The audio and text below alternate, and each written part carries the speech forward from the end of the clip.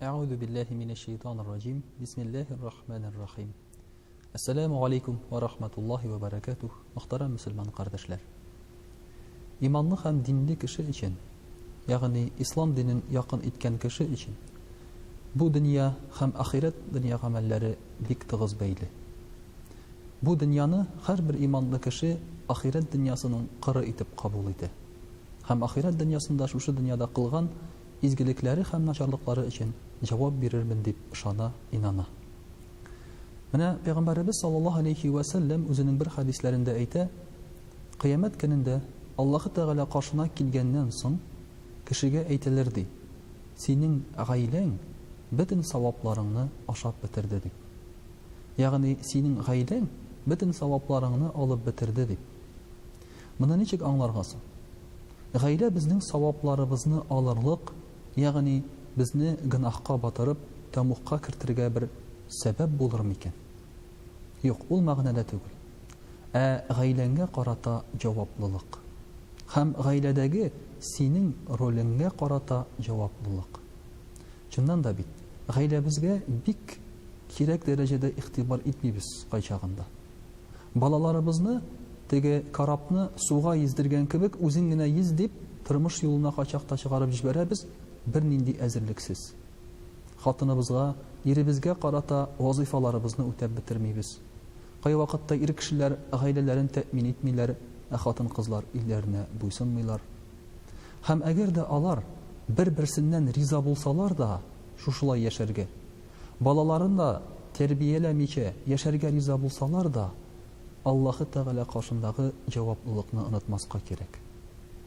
Ир кеше белән хатын-кыз өйләнешкән вакытта, риза, я булмаса риза булып бардым, риза булып алдым дигән вакытта, алар бит бер-берсенең каршында гына җаваплылыкларны кабул итмиләр.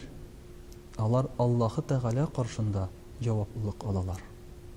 Ягъни ир кеше әйтә: "Мин дә хатынымны тәэмин итәчәкмен, аларны саклармын, яклармын, үз көчемнән килгәнне бөтенесен эшләрмен" ди.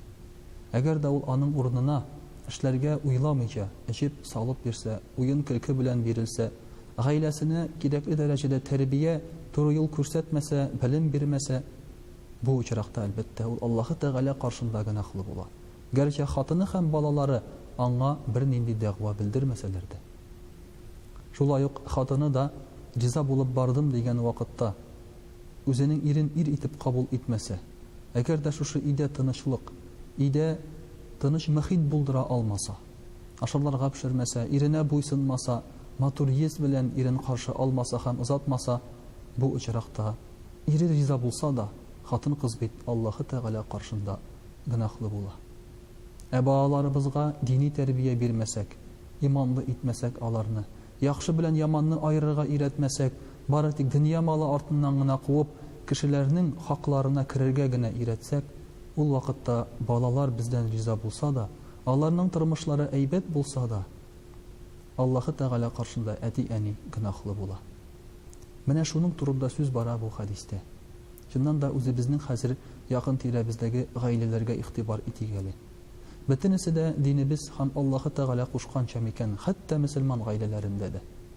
Кай вакытта күп кенә мөселман гаиләләре дә "Мин сине яратам" я "Мин сине яратмыйм" дигән шушы сүзләргә бирелеп, гаиләләрне таркатырга мөмкиннәр. Я булмаса ирене алдында, я хатыны алдында үзләренең вазифаларын үтәмәскә мөмкиннәр. Бит гаилә ул яратам, яратмыйм гына түгел. Гаилә ул җаваплылык. Аллаһның рәхмәте. Чөнки Аллаһы Тәгалә Коръәни Кәримдә әйтә: "Бисмиллаһир-рахманир-рахим ва җа'ала бәйнәкумул маваддата вар-рахма."